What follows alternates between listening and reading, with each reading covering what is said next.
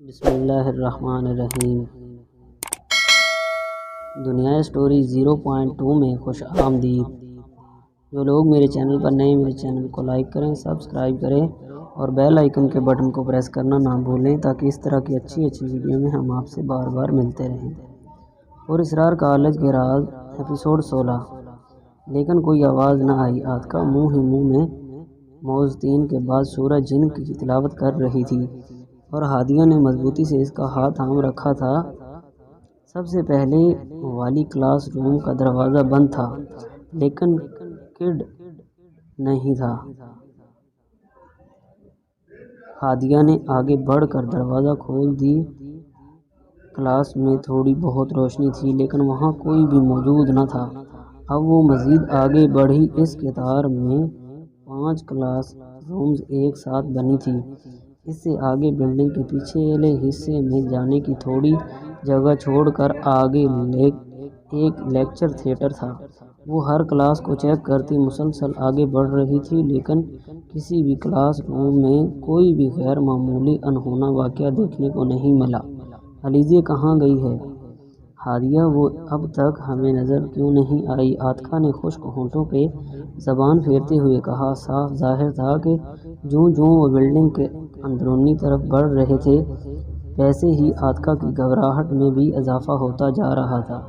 ہادیہ خاموش رہی اور وہ دونوں لیکچر تھیٹر کے دروازے کے سامنے کھڑی تھی۔ دروازہ متفل تھا لیکن لیکچر تھیٹر کے 2 دروازے تھے۔ ایک کھلا تھا۔ چلو عاتکہ، اس طرف سے چلتے ہیں۔ جیسے ہی وہ لیکچر تھیٹر میں داخل ہوئے انہیں شدت سے احساس ہوا کہ جیسے ان کے ٹھیک پیچھے کوئی کھڑا ہو۔ عاتکہ، پیچھے نہیں مڑنا،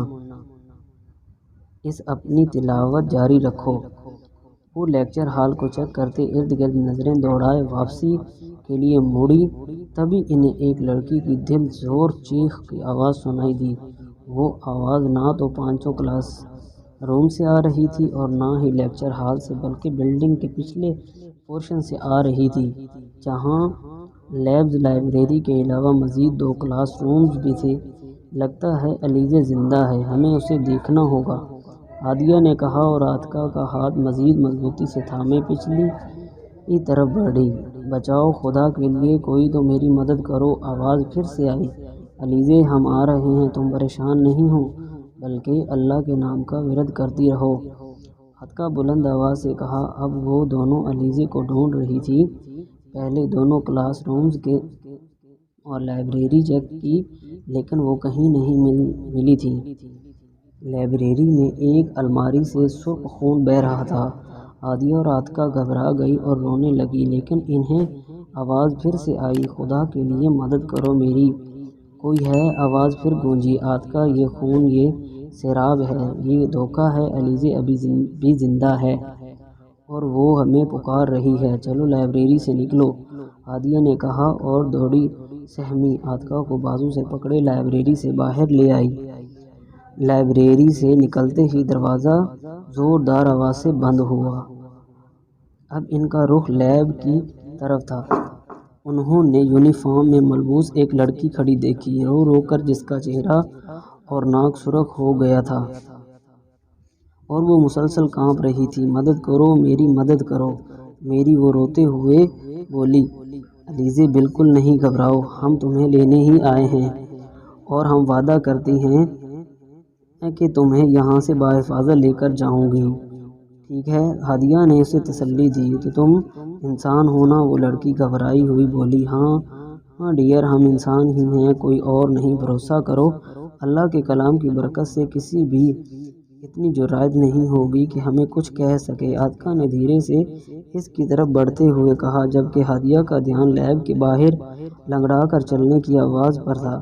جیسے ہی لیب کے باہر کوئی لنگڑا کر چلتا ہوا آ رہا تھا، وہ آ گیا، وہ مار ڈالے گا۔ یونیفارم میں ملبوس علیزہ زور زور سے رونے لگی اور لیب کی لائٹس بھی یک دم چلنے اور بجھنے لگی۔ جب ہادیہ اور عاتکہ لیب میں آ گئی تھیں تو وہ بالکل روشن تھی، شاید علیزہ نے لائٹس آن کی ہوں، ہادیہ نے سوچا، لیکن اب وہ لائٹس مسلسل جل اور بجھ رہی تھیں۔ علیزہ، تم ڈرو نہیں پلیز، ہادیہ نے مسلسل جلتی بجھتی لائٹوں اور لنگڑا کر چلنے کی آواز کی سمت کو دیکھتے ہوئے کہا۔ عاتکہ نے ہادیہ کا ہاتھ چھوڑا ہوا تھا اور وہ علیزے کے پاس تھی تاکہ وہ ڈرے نہ۔ وہ منہ ہی منہ میں ورد کرتی رہی، لیکن وہ بھی بہت زیادہ خوف زدہ تھی اور خوف کے مارے اس کی زبان ہلنا اب مشکل ہوتی جا رہی تھی۔ عاتکہ، ہادیہ، لیب کے بالکل سامنے بنے کمرے کی طرف بڑھو، وہاں کوئی بھی شیطان ہمیں نقصان نہیں پہنچا سکتا، میرے اب تک زندہ رہنے کی وجہ بھی یہی کمرہ ہے، علیزے نے زور سے چلاتے ہوئے کہا اور خود بھی لیب کے ساتھ مغلق کمرے کی طرف بڑھی۔ علیزے اور عاتکہ تو کمرے میں چلی گئی، لیکن ہادیہ یک دم کسی ان دیکھی چیز سے ٹھوکر کھا کر گر پڑی تھی۔ مزید اس میں اٹھنے کی ہمت نہ رہی، وہ انہوں پر ہاتھ رکھا، پل یوں ہی بنا آواز کیے لیٹی رہی۔ کافی دیر تک عجیب و غریب آوازیں اور لائٹس کے چلنے بجھنے کی آوازیں، فیوز اڑنے کی آوازیں آتی رہی، اور پھر یک دم گہری خاموشی چھا گئی اور لائٹ پھر سے آن ہو گئی۔ لیب کی حالت ایسے تھی جیسے یہاں باقاعدہ کشتی کی گئی ہو، ہر چیز اتھل پتھل۔ لیب کے روشن ہوتے ہی وہ اٹھی، وہ تنہا تھی، عاتکہ اور علیزے اس کمرے میں تھی۔ عاتکہ، علیزے، اس نے پکارا اور دروازہ کھلا اور علیزے باہر نکلی۔ علیزے، عاتکہ کہاں ہے؟ وہ ٹھیک ہے نا؟ ہادیہ نے گھبرائے ہوئے اندر سے پوچھا۔ ہاں بالکل ٹھیک ہے، اس کے بازو میں کچھ خراش آ گئی تھی، وہ بینڈیج کر رہی ہے، تم بھی اندر آ جاؤ، یہی محفوظ جگہ ہے، علیزے نے کہا اور لیب کی طرف بڑھی۔